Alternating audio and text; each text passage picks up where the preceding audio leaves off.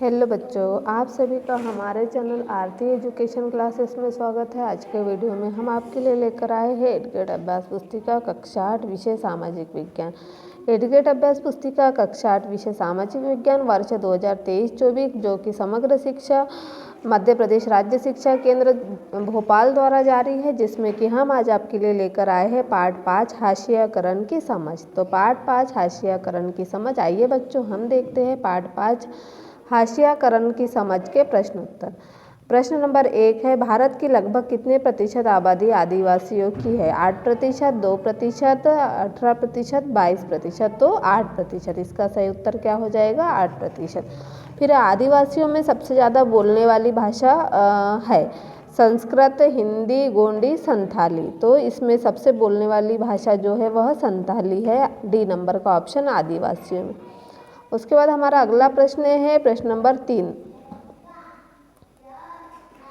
प्रश्न नंबर 3 में क्या दिया हुआ है? उड़ीसा के डोंगारिया कोंड नामक आदिवासी समुदाय का पवित्र पर्वत है। न्यामगिरी पर्वत, सतपुड़ा पर्वत, विंध्याचल पर्वत, अरावली पर्वत। तो इसका सही उत्तर होगा न्यामगिरी पर्वत। उसके बाद हम देखेंगे अगला प्रश्न, प्रश्न नंबर 4।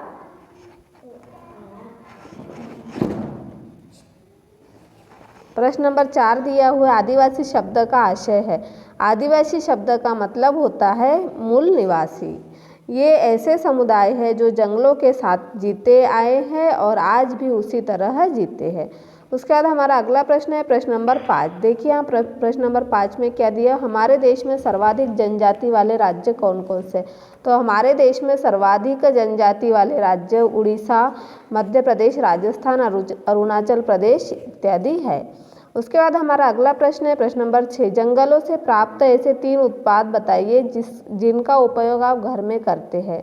जो जंगलों से प्राप्त होते हैं उत्पाद: कीमती इमारती लकड़ी, सोने व चांदी के अयस्क और पशु उत्पाद, शहद आदि। यह क्या हो गए? हमारे जंगलों से प्राप्त 3 उत्पाद है।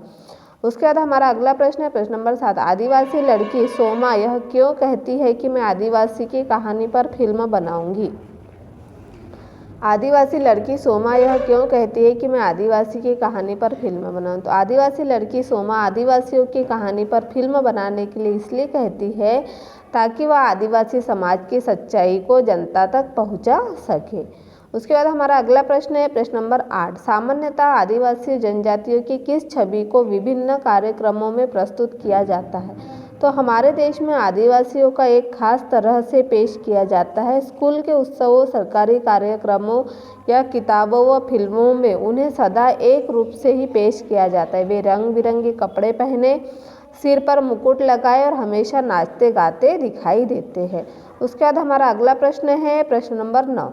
तो देखिए यहाँ पर प्रश्न नंबर 9 में क्या दिया हुआ है? क्या कारण है कि अधिकांश आदिवासी समुदाय बड़ी बड़ी रियासतों के अधीन नहीं रहे?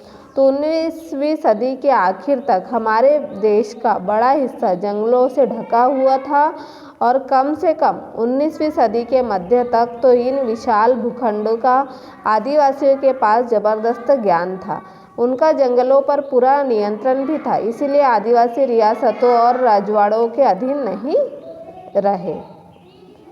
उसके बाद हमारा अगला प्रश्न है प्रश्न नंबर 10। प्रश्न नंबर 10 में क्या कहा गया है? देखिए, वर्तमान में आदिवासी समुदाय शहर का रुख क्यों नहीं कर रहे?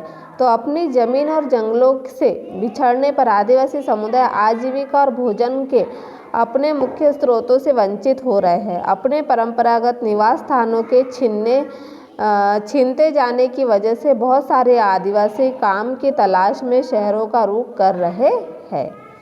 उसके बाद हमारा अगला प्रश्न है प्रश्न नंबर 11। क्या कारण है कि खनन परियोजना, ऐसा क्या कारण है कि खनन परियोजना के कारण विस्थापित होने वाले 50% से अधिक आदिवासी समुदाय है?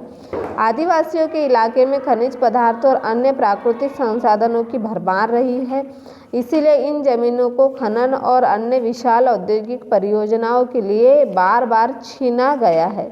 सरकारी आंकड़ों से पता चलता है कि खनन और खनन परियोजनाओं के कारण विस्थापित होने वाले में 50% से ज़्यादा केवल आदिवासी रहे हैं। उसके बाद हमारा अगला प्रश्न है प्रश्न नंबर 12। यदि आदिवासी समुदाय वन भूमि पर अपना अधिकार खो देता है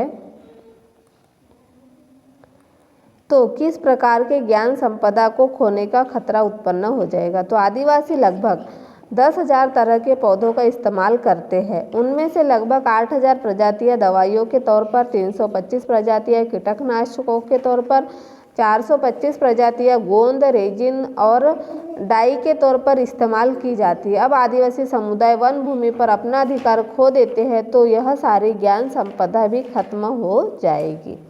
उसके बाद हमारा अगला प्रश्न है प्रश्न नंबर 13। अल्पसंख्यकों के लिए सुरक्षात्मक प्रावधानों की आवश्यकता क्यों है। अल्पसंख्यक शब्द आमतौर पर ऐसे समुदाय के लिए इस्तेमाल किया जाता है जो संख्या की दृष्टि से बाकी आबादी के मुकाबले बहुत कम है।